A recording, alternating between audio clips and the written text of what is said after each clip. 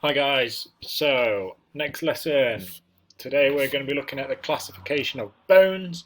So there are 4 different types of bone. You've got long bones, short bones, flat bones and irregular bones. And we're going to go through, look at the differences and the functions they serve for the body.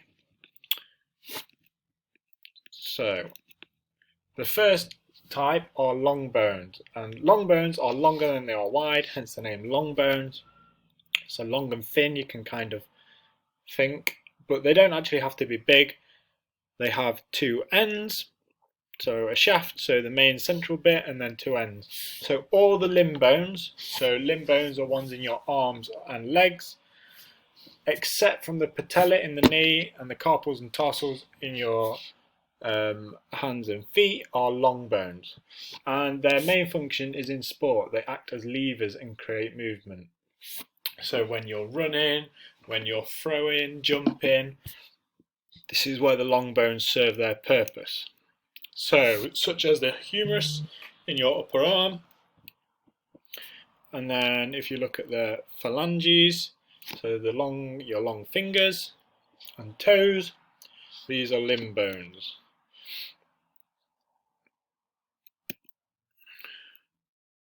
So, as we just discussed, carpals are not long bones. Okay, so they're the exception. You can see them highlighted there in green. Then we've got short bones, so kind of the opposite. They're roughly the same length, width and thickness. So as long as they are long, they're the same size in their width, so how far across they go and how thick they are. The only short bones in the bodies are carpals and tarsals.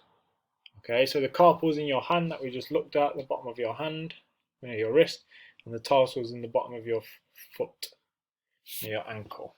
Okay, and these carry the weight. So if you think about the tarsals in your foot, the weight comes down your leg and it sits at the bottom of your foot. And that's what the tarsals, they're a short bone, and that's one of their purposes, to weight bear, shock absorption. So if you think about when you're running, they're absorbing the impact on the ground. When you're doing something like press-ups, your hands, the carpals, are absorbing the impact. If you're doing burpees and you're landing on your hands, the carpals are absorbing the impacts. And spreading loads, so like I just said, when we do press-ups, you can spread the load across your carpals. They can take the weight, they bear the weight and spread the load, and the same with your tarsals, for example when you're doing squats or something like that. So they've got 3 purposes: weight bearing, shock absorption and spreading loads. And the only short bones in the bodies are carpals and tarsals, so you should be able to remember that one nice and easy. Next thing we look at, the flat bones. So flat bones are usually protecting organs or offer a good place for attachment of muscles. They can do both purposes or just one. So if we look at the ribs, we know the ribs protect our lungs and heart and kidneys, things like that. So the ribs, sternum, which is in the middle of your chest, and scapula, your shoulder blades at the back, they're all flat bones and they're protecting vital organs.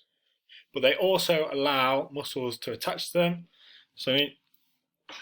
So try and remember flat bones, a little bit like a cage or like a pad protecting part of the body or organ. So for example, in sport, if you're in rugby and you come out the back of the scrum with a ball, you run from where the ball is, you pick it up, you run into a defender and they tackle you around the chest. Your ribs are some flat bones that are protecting your organs from that impact. Finally, we've got irregular bones. So irregular bones have odd shapes and perform a range of functions, and most of these are found in the vertebrae, so your spinal column, where your spinal cord is. So the bones in your vertebrae protect your spinal cord, which controls the central nervous system, or they might perform specific functions like allowing your head to rotate and nod. So at the top of your spine, you've got the vertebrae which allow you to turn your head and support your neck weight, which is crucial in sport. Obviously, in football, you need to be looking around the pitch. You might head the ball and twist your neck to head the ball into the goal, things like that. So, can you remember the regions of the vertebrae we looked at? So, the parts of the spinal column, the vertebral column,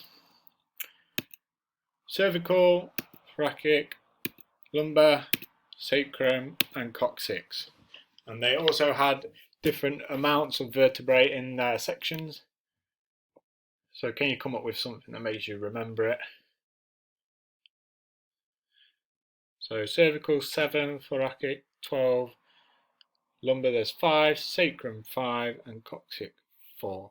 So where it says fused just means they're joined together, the vertebrae parts, the vertebrae. So hopefully you remember that from last time. If not, that's a good way of looking at it. Right, classifications of bones.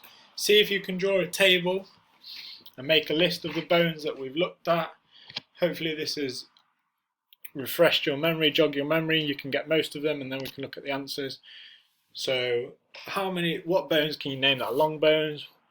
What bones can you name that are short bones? Remember, there's only 2 short bones, flat bones and irregular bones. So just pause the video, do as many as you can, then play it again to find out the answers.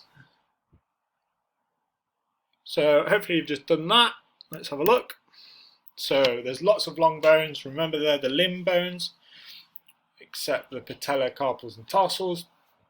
So humerus, radius, ulna, all in the arms, metacarpals in the wrist, phalanges in your toes and fingers. Then you've got your femur in your leg, your tibia and fibula, metatarsals in your foot, and then the clavicle in your shoulders.